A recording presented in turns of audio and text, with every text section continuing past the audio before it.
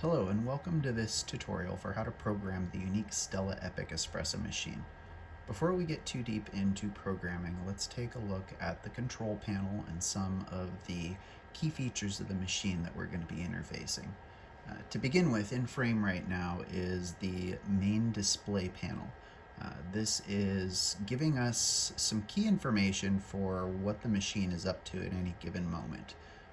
On the right side of the screen, you'll see that there are two pressures shown. The one on the top is our pump pressure.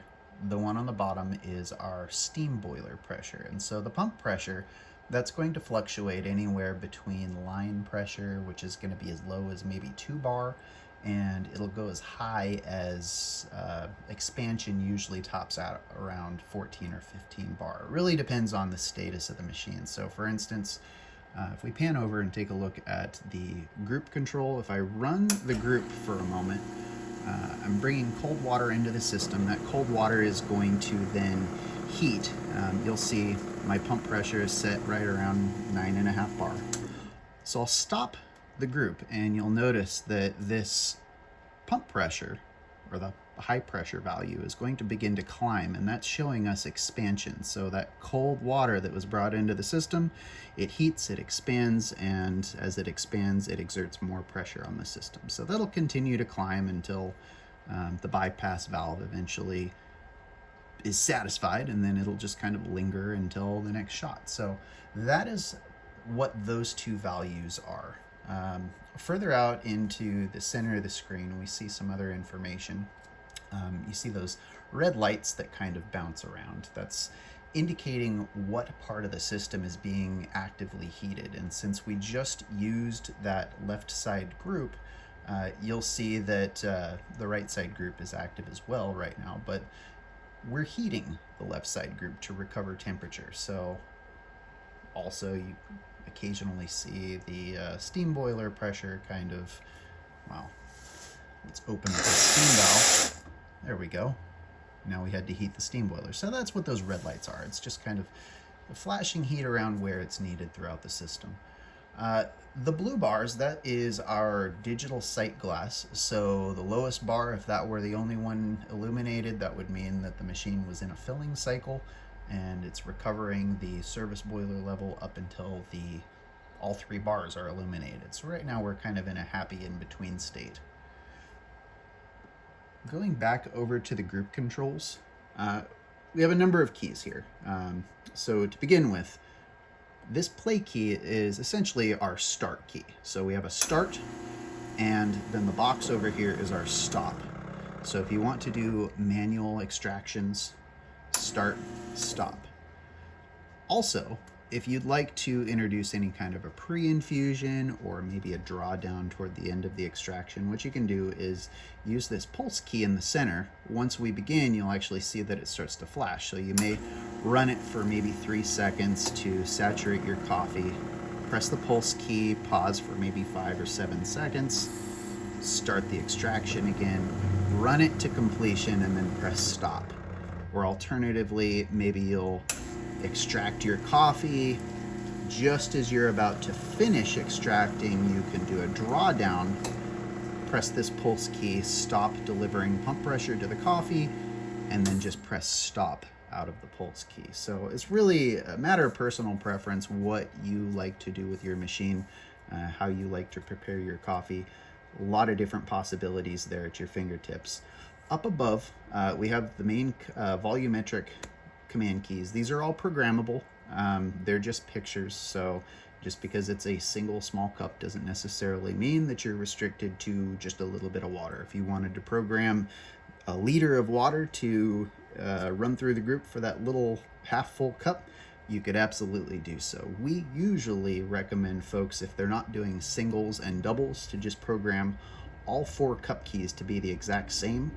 And then we recommend for this key in the center to be designated as a rinse key. So you press and it runs for a pre-programmed rinse cycle. This one is 5 seconds. So let's go back to the main program display and jump into the menu. And before we enter any codes, there's a little bit of information found under, you guessed it, information. here you kind of get like an overview of set points, current pressures. It's a little bit of repetitive information from this screen, but in addition, we see that our firmwares are shown here. So the display firmware is very important. This one has version 101 on it. You might have version 37, you might have version 48. So 101 is the latest. Normally you would see this as 100.00. something out here, maybe 0.37, maybe 0.48, maybe 0.481.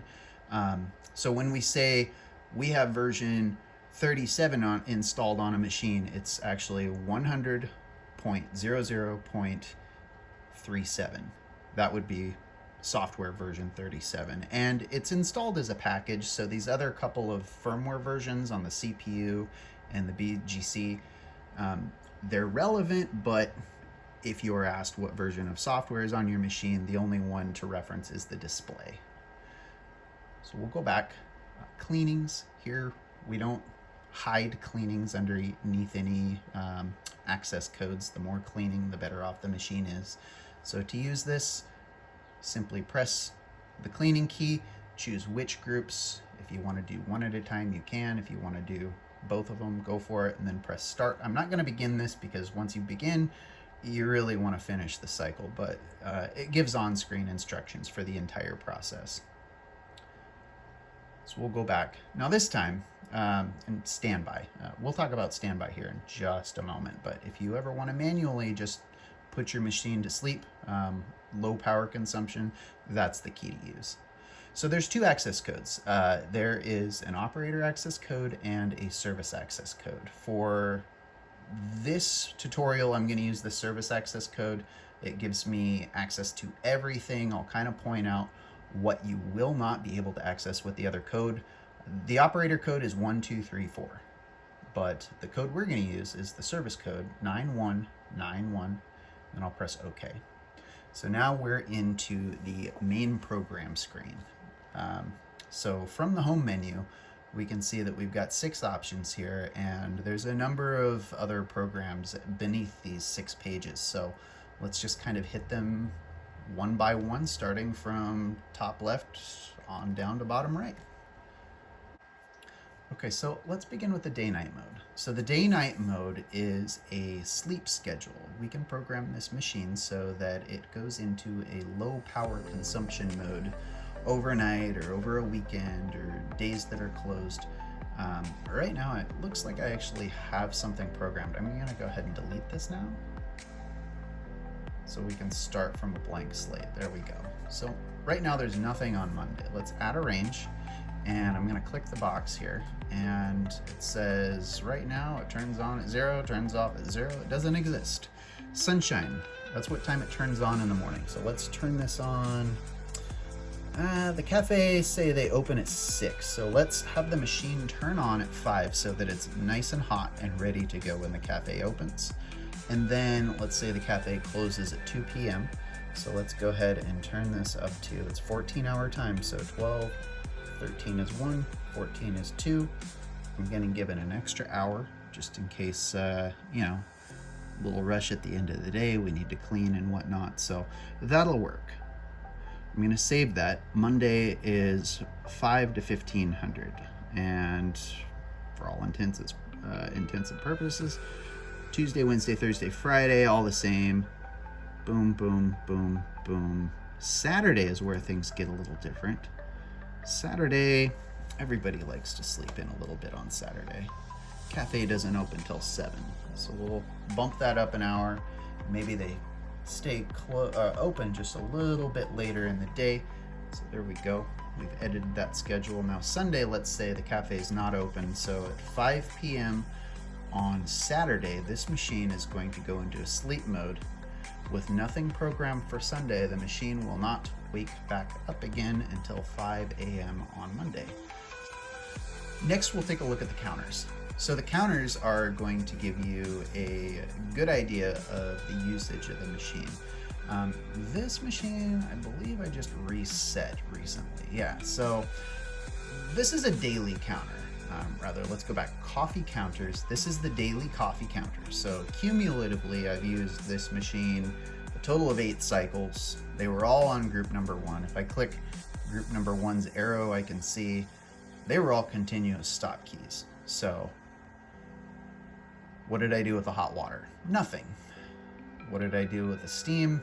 Steam will always register 0. This is a manual valve machine, so there's nothing to count.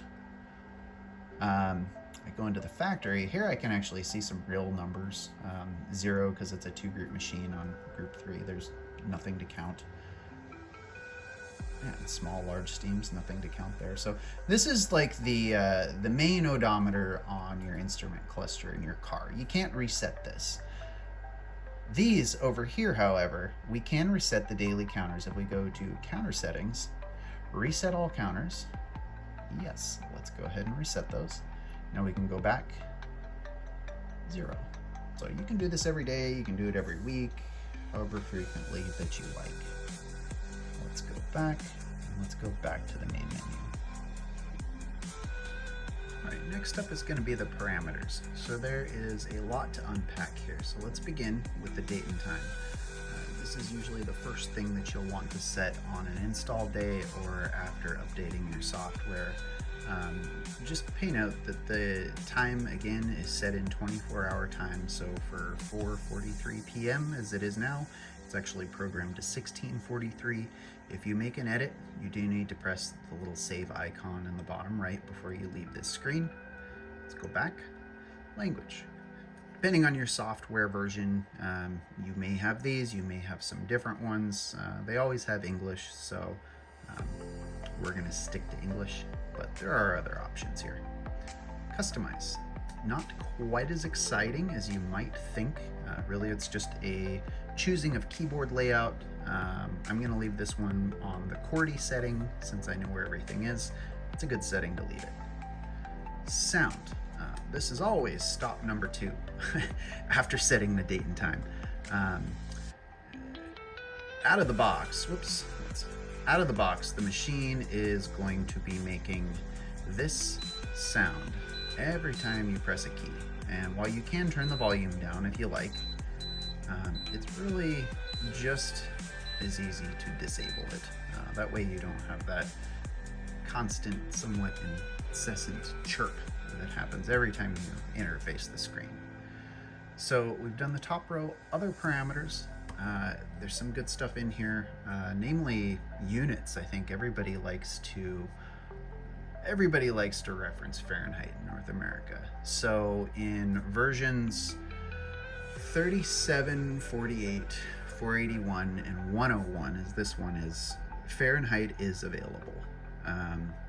In earlier versions of software, while you can choose Fahrenheit here, it may not actually work, and if that's the case, you'll need to request a software update from your technician.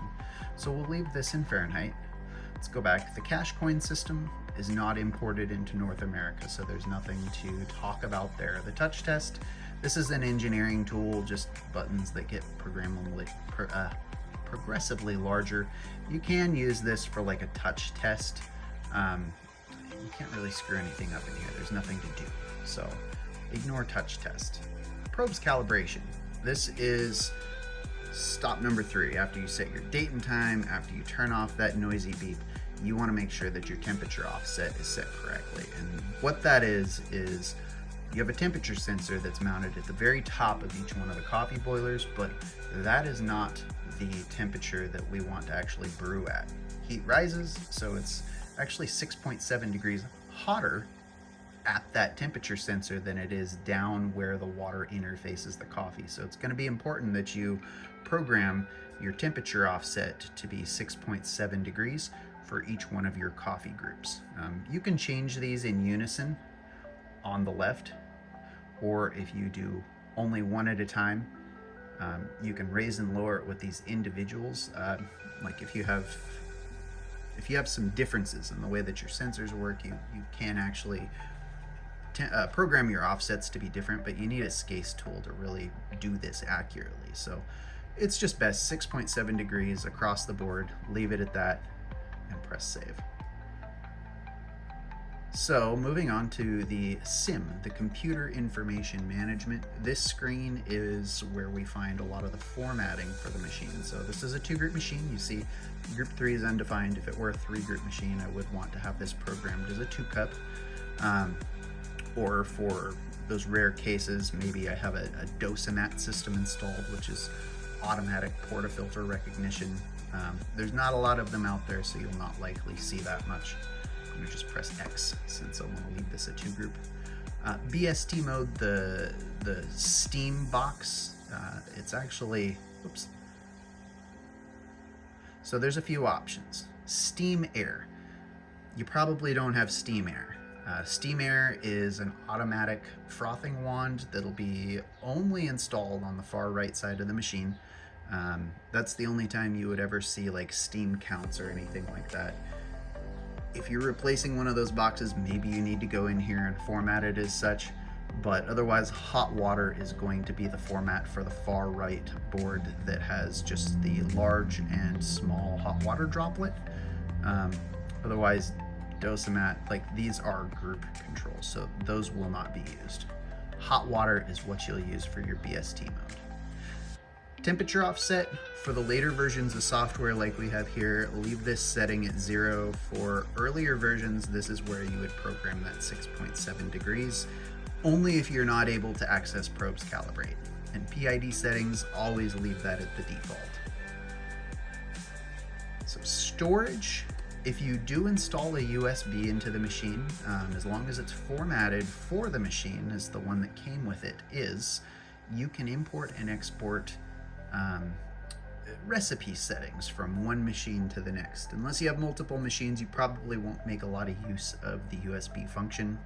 Otherwise, if you do, you can program one machine and then you can, if we had one in, we could export the information from this machine to our USB and then import it into another unit. Access levels. So right now we've used the 9191 code. If we wanted to, we could change that code. We don't really recommend changing the technician access. You may need to, well, your technician might need to access this, and if you've gone and changed it, he's not going to be a lot of help when your machine eventually needs service and he can't get in to access this. So we don't recommend changing the technician access code. Just for what it's worth, the USB key, with it installed, you can bypass all codes if you do lose these, but really just we recommend leaving the technician as it is from the factory. User, on the other hand, if you don't want to use 1, 2, 3, 4 and maybe make it something a little bit less obvious, go for it, change it. You can always change it back by entering in the 9191 code. So that about wraps up everything for parameters. Next is going to be maintenance. So maintenance, this is something that you'll not be able to access with the 1, 2, 3, 4 operator code. This is really a section of the programming that's just for technicians to use when they are troubleshooting or maybe they want to reset the softener counter. So what we see in here, this is a diagnostics. Test components is for checking to see, let's say that group number one is this one to the immediate right of the display. Group number 1, maybe we're not able to get very much water through it, and we want to get a better understanding of exactly what the flow meter is doing. So we check this flow meter key, check this flow meter key, and for 10 seconds, their group is going to cycle. And as that goes, the flow meter is going to count 206 impulses. Every 2 impulses is a rotation. Essentially, that would be representative of half of a milliliter. So for 100 milliliters to process in 10 seconds, we should see about 200 impulses, just as that did. That is spec. It's good to check this intermittently. So take a flow check of group number 1 and then compare it against group number 2. So if we're looking for 200 impulses, what do we get for group number 2? very snazzy. So these two groups are within 5% of one another, so that is pretty much right on spec. If group number 1 processed 230 and group number 2 processed, I don't know, 170, while that is within the kind of 20% spec, they're too far off from one another and you're going to experience differences in extraction time. So this is just a useful tool for diagnostics. So we'll go back. Error history, that's just all the times the machine had trouble filling and whatnot. You can clear that out. Your technician may or may not need to use it. Machine cooling is something they will definitely need to use at times though, and that is for in the case that we did have a problem with the extraction times because one group was flowing faster than the other, we'd probably want to cool the coffee groups down. Get the high pressure system so that it's not so darn hot and it's actually easier to service. So in that case, even if it's just like group number 1 that you need to work on, do cool all the groups. And once you put them into the cooling mode, what you'll do is you'll see cooling on the display over here on your groups. For all the groups, go ahead and start them. All right, and you're just gonna let this cycle run 3 full times. I'm gonna stop this because I actually wanna brew some coffee here momentarily, but 3 complete cycles, that's gonna be 1.5 minutes is the duration of each cycle. So you're looking at almost 5 minutes of continuous cycling of the groups is gonna regenerate, it's going to expel the hot water and replace it with cold water and cool the system down so that it's ready to shut off and ready to turn off your water line and do some work. Softener, this is a great feature where you can program the machine to keep track of water usage and give an alert when it's time to change out a softener or a filter cartridge. It's all in liters, so just multiply your numbers by 4 if you're being given gallons on spec sheets for filters. For instance, this is set up for a 1,000-gallon softener, and when there is 100 gallons left of the capacity, it's going to give an alert. All right, that pretty much touches everything in the maintenance section. All right, before we get into the usage, that's where the bulk of the coffee settings are. Let's touch on cleanings real quick. Cleanings, this is a familiar screen because it's also located right here. So same thing, nothing different. Back to 9191 and usage. So this is where you will set the coffee brew temperature, your volumetrics, how long the water runs for on the taps. So we'll start with the latter. Tap the water settings. So this is going to be in time. The small water droplet, this one's set for 2 seconds. That's a great setting. Large water droplet set for 5 seconds. That's a great setting. And if you want to change these, you just tap the gear like everything else. Increase, decrease. This is kind of like a micro. This is kind of a macro. I'm not sure why you want it to run that long. That's a lot of water, but you'll find it's easiest to just kind of get close and then use these keys up top to fine tune it. Time steam, you'll probably not have that unless you have the steam air auto frother, so there's nothing to set there. The probe steam air, again, nothing to set unless you have an auto frother. The steam pressure though, 1 bar is great for most applications unless you have some larger drinks on the menu, like 24-ounce hot beverages. You might want to turn this up a little bit. It goes as high as 1.4 bar. That is a lot of steam pressure. Before making big changes, maybe start with something a little bit smaller.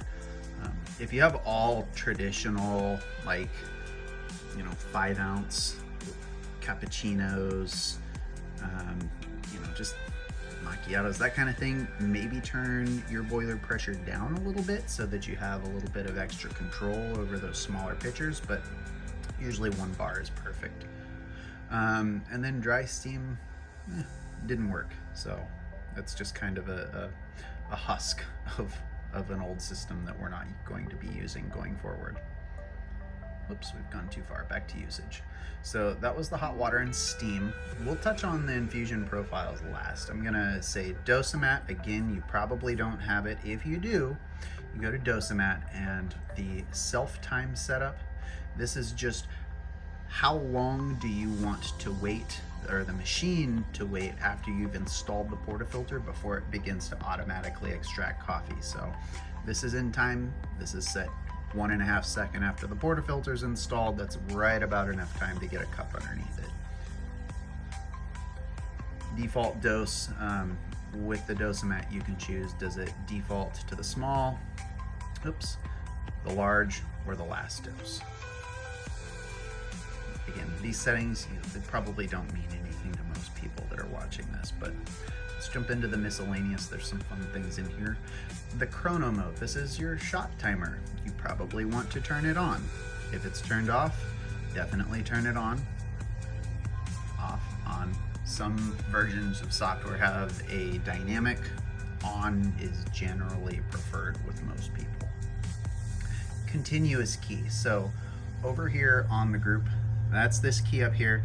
If you want this to function as a start-stop, you can, but that makes for kind of a redundancy down below when you have a start-stop there. So great idea to go ahead and make this your rinse key, as this one is. So here you can see that you've got some options. You can program it as a third dose, you can program it as barista rinse, or you can program it as the start-stop. We're gonna leave this one as barista rinse, and we're gonna leave the time at 5 seconds. What this is how long the group is gonna run when we press this key. So it runs for 5 seconds. If I wanted it to run for only 3 seconds, I would change that there. Now, we'll go into the infusion profiles. This is where things can get maybe a little bit confusing because there's so many options, but the vast majority of operators of this machine are going to use it in standard volumetric mode rather than expert mode. So standard mode right now, whoops, gotta go back. So standard mode right now, both groups, the third group that doesn't exist is too, are in the standard mode. If I wanted to say maybe group number 2, I want it to be an expert, I can only have it be in standard or expert. It can't be in both. So, and when it is in expert mode, I can have up to 5 different profiles is what these are, enabled. These profiles allow me to go in and use this lower set of keys to manually create different pre-infusion, drawdown combinations of both of those, and apply them to different recipes. So there is a whole lot of functionality built into this machine, but oftentimes it's more than most people need. So we're gonna leave this in standard and we'll explore that. So let's jump in to the standard, press that upper left key, and that gained me access into my volumetric settings and some of the other things that we'll find useful. So to begin with, temperatures. This is the set brew temperature for the different groups. So right now, it's programmed for 201. It's actually reading 198.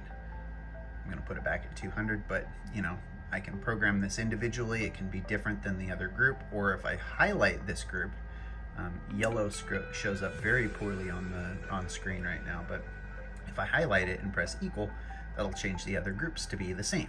Or if I turn this back up to 200, highlight it, press equal, now the other groups are 200. Or I can adjust them all individually here on the left, or together on the left. Whatever I do, I want to make sure, and I want to press the save key when I'm finished once I get it set to where I want it to be. Pre-infusion.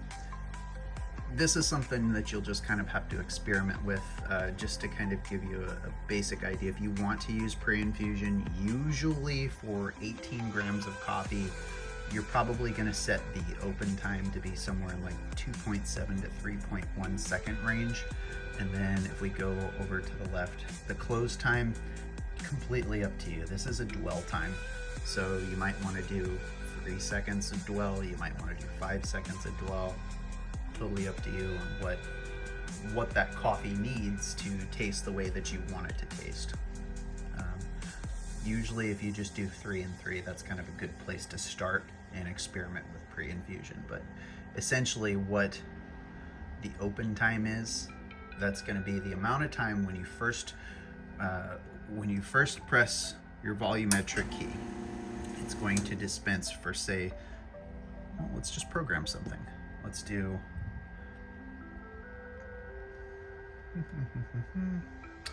1.5 seconds of on time, and let's do, oops,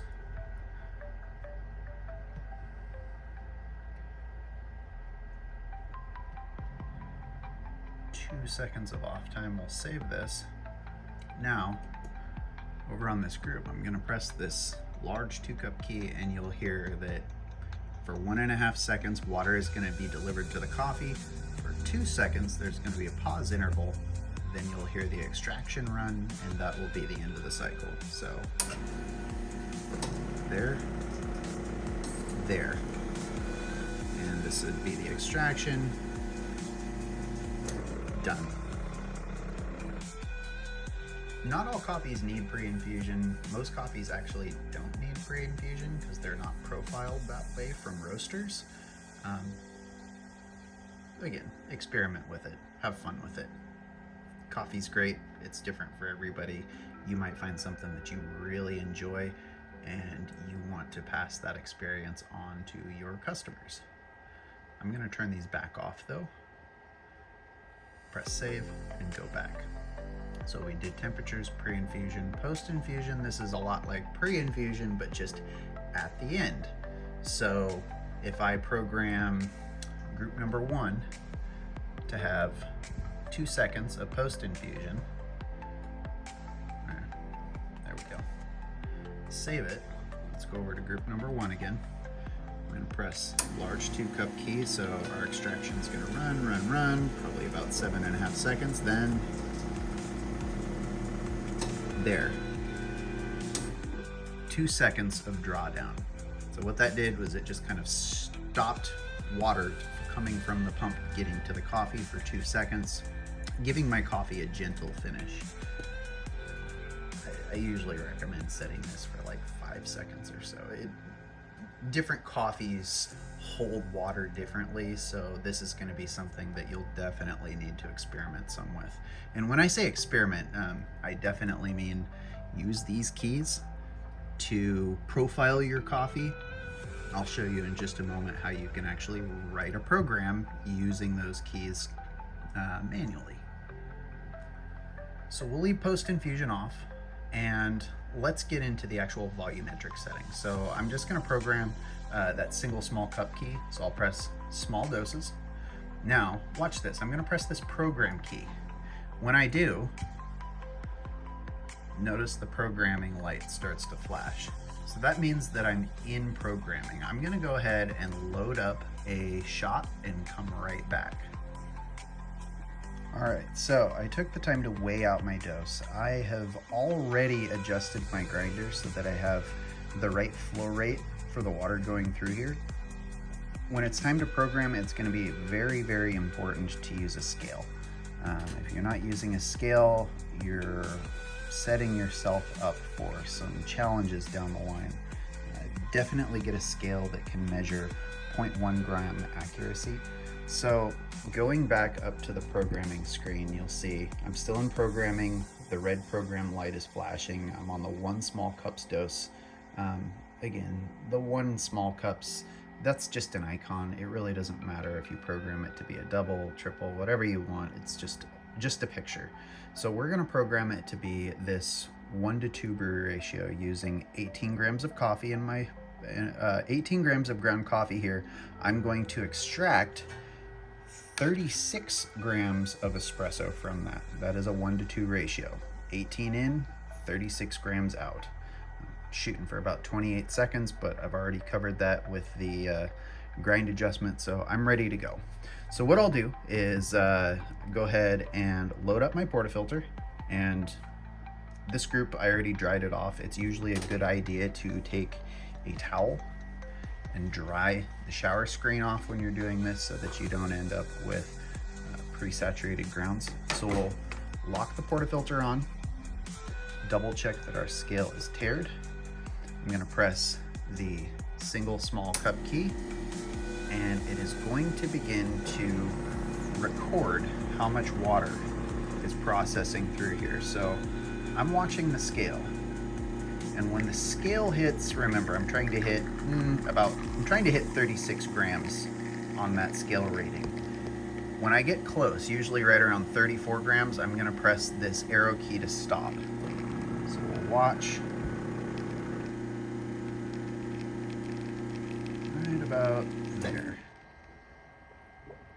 Nice. Okay, so a little long, 31 seconds, but that's probably because I spent so much time talking rather than extracting. So I'll scoot this over. 35.6 is good for me. So let's look up on the display. It is hard to read that, but that says 125 impulses or milliliters. So I'm gonna go ahead and say, yeah, you know what? That was pretty darn good. 35.5. Maybe I want to turn it up one, so now it's 126. I'll press this equal key.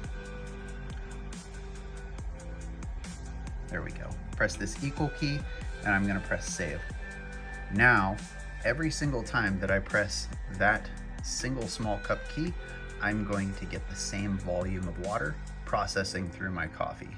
All right, we're back up on the tripod. I just programmed that single small dose to be 126 impulses. If I'm applying the same recipe across the board, if I'm not doing, you know, single shots, double shots, and all that, what I can do is actually take that 126 metric, press this arrow key up here, and I can just take and increase 126, press equal. Now my 2 cup small dose is the same. I'll press save. The 3 cups, it really doesn't matter what it says. I don't have a 3 cup key. See, no 3 cup key, doesn't matter. So we'll leave that default 140. I'm gonna press back. I'm gonna go to the larger doses, and since I don't need to program anything else or any singles, ristrettos, anything like that, I'm just gonna go ahead and say this one also can be 126, equal, save. Now the 2 cup, let's turn this up.